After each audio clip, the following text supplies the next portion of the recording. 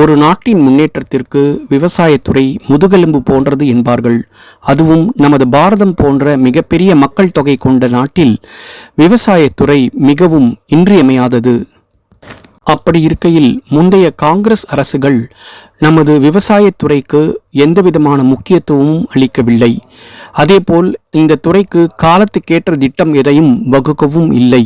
செழிப்பான விவசாயத்திற்கு தடையாக இருந்த எந்த பிரச்சனையையும் தீர்க்கவும் முன்வரவில்லை. ஆனால் விவசாயத்துறையின் முக்கியத்துவத்தை உணர்ந்துள்ள திரு நரேந்திர மோடி அவர்கள் தனது 11 ஆண்டுகால ஆட்சியில் விவசாயத்துறையின் வளர்ச்சிக்கு ஏராளமான பல நல்ல திட்டங்களை வகுத்துள்ளார். குறிப்பாக PM கிசான் திட்டத்தின் மூலம் சுமார் 9,80,00,000 வேளாண் பெருமக்களுக்கு 3,46,000 கோடி ரூபாய் அளவுக்கு நிதி உதவி செய்துள்ளார்.